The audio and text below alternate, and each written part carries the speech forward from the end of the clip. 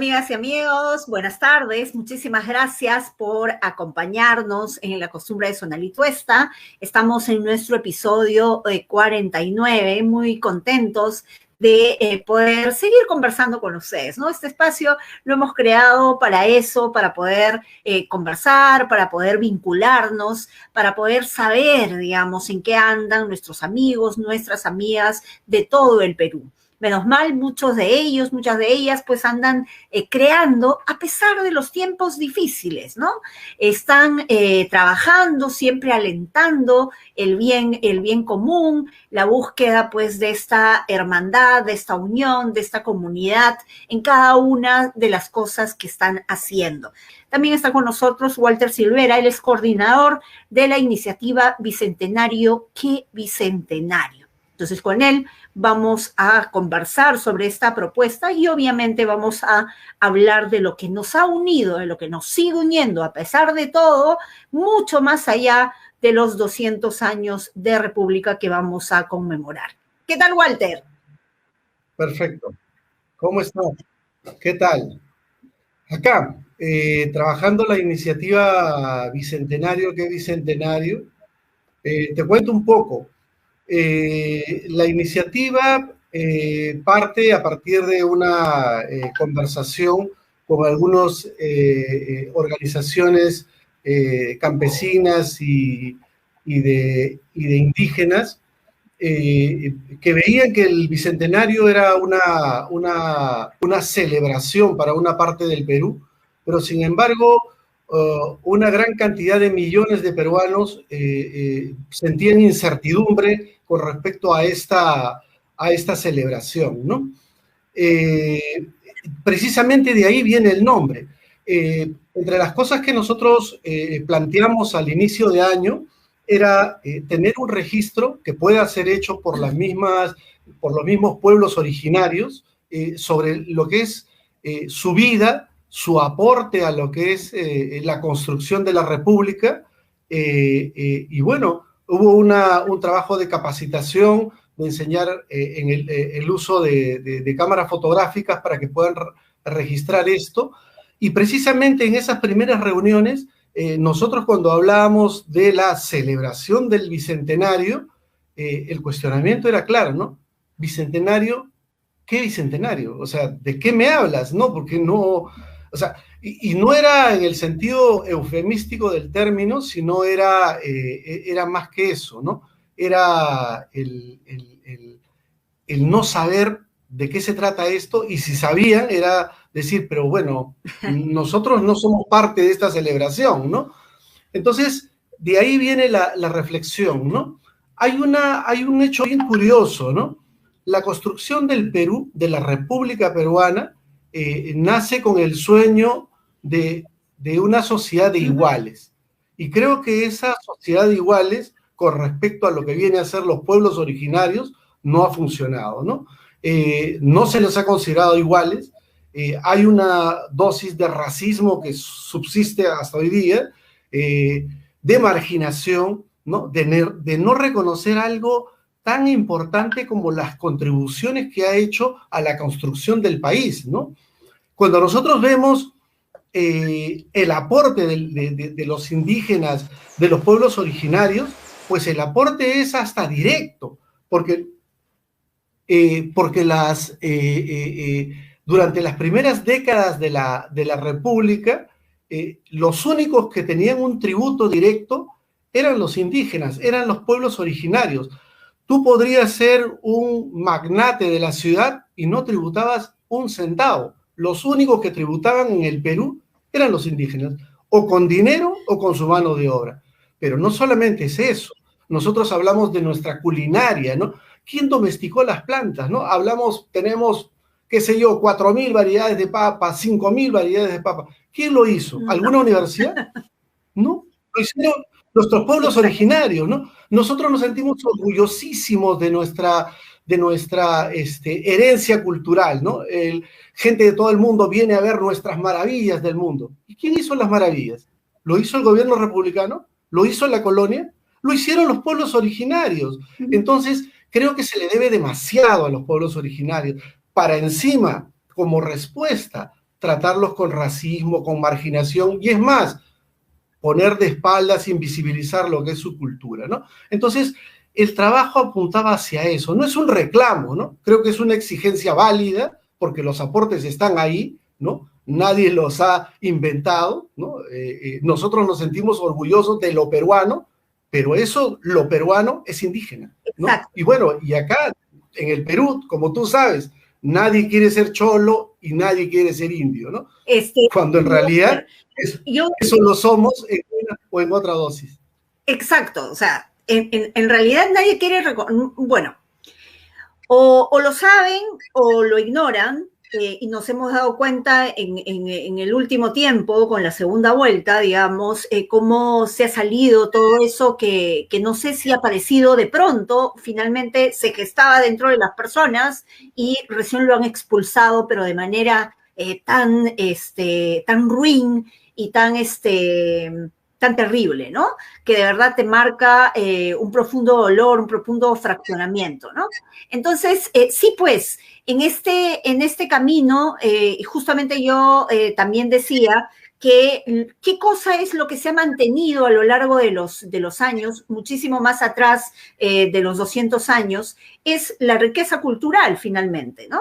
Entonces, todas esas cosas, como tú dices, que parten del mundo indígena, del mundo campesino, definitivamente también lo podemos reconocer. Fácilmente me has hecho acordar el 2013, que fue el Año Internacional de la Quinoa, y la quinoa por muchísimo tiempo fue ningoñada y decían que era comida de chanchos, y finalmente quienes conservaron fueron los campesinos, y de ellos tenemos todas estas variedades que ahora pues las mostramos con orgullo a todo el planeta, ¿no? Incluso creo que es el producto que tiene la NASA y no sé cuánta cosa, y solamente podríamos vivir comiendo quinoa, etcétera, ¿no? Así es, Sonali. Definitivamente, muchas de los productos que nosotros consumimos, en realidad cerca del 80% de las cosas que consumimos en la sociedad, son producidos precisamente por los pueblos originarios, ¿no? Entonces, que mantienen pues toda esta diversidad. De alguna manera, quien ha sostenido el país han sido ellos, ¿no? O son ellos o son sus territorios, ¿no? Entonces creo que era importante remarcar los aportes y la importancia, ¿no? De este sector que ha sido invisibilizado por la sociedad moderna, ¿no? Y que tienen, o sea, nosotros cuando hablamos, por ejemplo, de cultura, pensamos que es una pieza de museo, y no es así. Mira, tenemos un ejemplo clarísimo. Tenemos un problema mundial como es la pandemia del COVID-19, ¿no? Ante eso hay respuestas de parte, respuestas culturales, respuestas del bagaje cultural de nuestros pueblos, pero claro, ¿no? En la Amazonía, en los Andes, ¿no? En pueblos del norte, han tenido respuesta porque el Estado no tuvo la capacidad de estar presente. Precisamente Roel es miembro de una comunidad shipiba en Callería, y lo que ocurre es algo.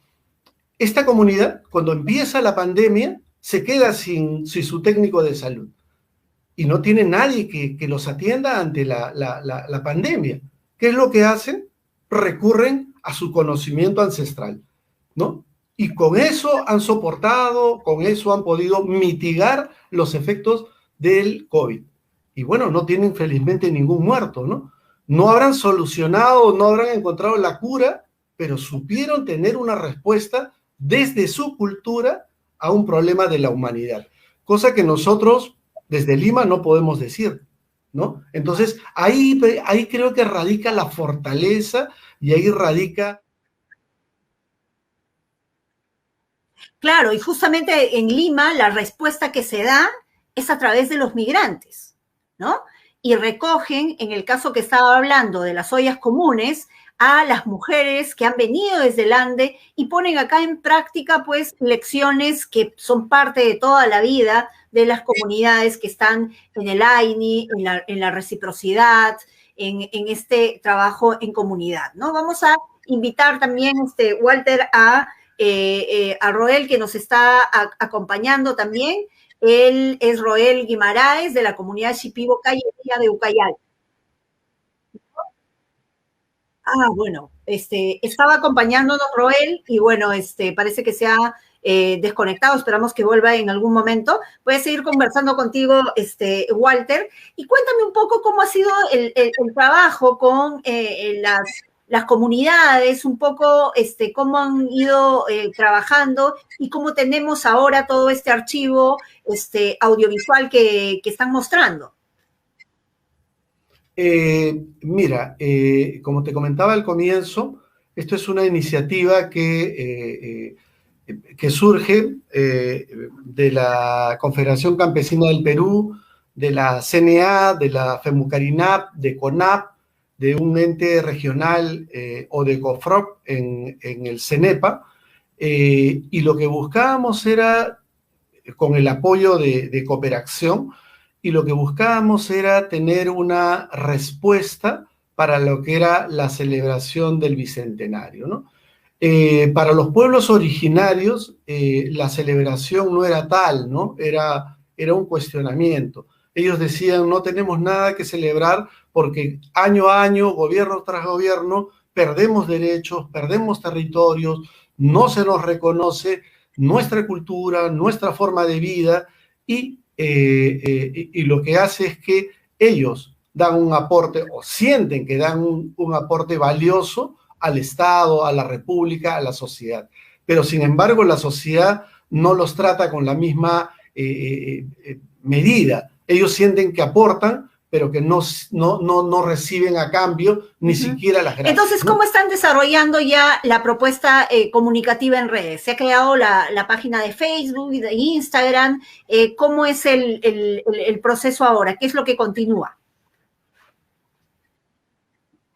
Tenemos un plan que se inicia con el lanzamiento en redes que ha empezado este lunes. Luego viene lo que es la página web. La próxima semana, el día lunes, empieza un conversatorio sobre lo que viene a ser, le hemos denominado los invisibles de la República, y trata de incidir en todos los temas que normalmente no hablamos, ¿no? Los aportes de la culinaria indígena, por ejemplo, de los pueblos originarios, a lo que es la fama de la comida, ¿no? Las tecnologías, ¿no? Indígenas, por lo cual, por ejemplo, se pudieron criar, por ejemplo, papas, ¿no? Que soportan heladas, que soportan sequías, ¿no? Técnicas de maneras de sembrar, ¿no? La misma siembra del camote, ¿no? Tiene toda una tecnología precolombina, ¿no? Y la cual sigue funcionando y se sigue utilizando. Entonces, hay muchos aportes que son invisibles en realidad, que nosotros no los conocemos, y lo que tratamos es de que esto de alguna manera se discuta, sea un punto de agenda dentro de este momento de celebración. Por ejemplo, lo que decía al comienzo, ¿no? Los indígenas contribuyeron con un tributo directo al Estado, a la formación de la República, cosa que no hicieron los hacendados, ¿no? Cosa que no hicieron ninguna persona que tuviera fortuna en el Perú. No lo hicieron. Los que sí lo hicieron fueron las comunidades originarias. Entonces, creo que el país les debe mucho, ¿no? No solamente les debe mucho, sino que cuando nosotros nos sentimos orgullosos de las grandes explotaciones mineras, pues esas explotaciones están en territorios, ¿no? De los pueblos ancestrales, ¿no? Entonces, creo que hay una deuda muy, muy, muy grande, ¿no? Uh-huh. Ahora, con respecto a la metodología, el trabajo es, bueno, yo tengo alguna experiencia trabajando con población en zonas rurales, ¿no? Desde Tafos, desde hace algunas décadas, y bueno, la metodología es simplemente darle una formación básica sobre lo que es el uso de la cámara, ángulos, ¿no? Hacer mucho énfasis en la cuestión temática, y evidentemente la práctica es el maestro, ¿no? Hay que practicar mucho, hay que tener mucho compromiso para aprender a ver lo que parece que fuera evidente, ¿no? Y que a veces no nos llama la atención, pero es lo sustancial, ¿no? Sí, eso básicamente ha sido el trabajo. Bueno, y como comprenderás, en época de pandemia, el trabajo se puso mucho más difícil, ¿no? Exactamente, pero yo creo que el aporte importante es definitivamente en poner en agenda todas estas cosas, ¿no? Definitivamente, o sea, poner, digamos, la sabiduría de nuestros pueblos originarios, de nuestras comunidades campesinas, como vitales en nuestra historia, pero como parte también de una base, digamos, para poner en marcha modelos de desarrollo que incluyan estas sabidurías y que partan, en todo caso, del propio conocimiento y de la propia necesidad y la propia propuesta de nuestras comunidades. Creo que ese es un modelo que podría ayudarnos como país a seguir avanzando, ¿no? Yo creo que, bueno, Roel lamentablemente se ha desconectado, ya no está con nosotros, pero entonces tenemos todavía muchísimo por ver, Walter. Hay muchas cosas todavía. Lo que estamos viendo acá es cómo han desarrollado el trabajo ustedes, pero por lo que estoy viendo hay bastante contenido que difundir. En realidad nuestra diversidad es inmensa. Así es. Bueno, nosotros por un problema de presupuesto y por los problemas de la pandemia, solamente pudimos trabajar con 7 lugares, ¿no? Con 7 regiones, con 7 grupos. Tratamos de que sean lo más diferente, variado posible. En la costa hemos trabajado con la comunidad San Pedro de Morrope, ¿no? Que probablemente sea uno de los lugares con una esencia moche muy poderosa. En Cusco, en Suicutambo, ¿no? El lugar donde están las famosas Tres Cañones, ¿no? Un lugar con una identidad muy, muy poderosa. En Apurímac, en Tambobamba, ¿no? Que son comunidades de altura, que siembran la papa, tienen camélidos, ¿no? En el Cenepa, con comunidades aguajún, ¿no? En Ucayali, ¿no? En Callería, con comunidades shipibas, ¿no? Entonces en Loreto con Cocamas, en Nauta, hemos tratado de hacer de tratar de cubrir territorialmente y, bueno, buscar una representatividad dentro de esa gran variedad cultural que tiene el Perú, ¿no? No, de verdad, Walter, súper interesante, necesario. Debo decir, además, son 200 años de olvido en contra de las comunidades campesinas. Me parece súper interesante también los conversatorios que partan de todo este conocimiento y que se pueda lograr en realidad, porque ya hay modelos de desarrollo de ese tipo donde se involucra la sabiduría de la gente, las propias organizaciones campesinas e indígenas, la empresa privada y también el Estado, ¿no? Creo que partiendo de esa sabiduría se puede ser mucho más honestos con un desarrollo sostenible. Muchísimas gracias, Walter.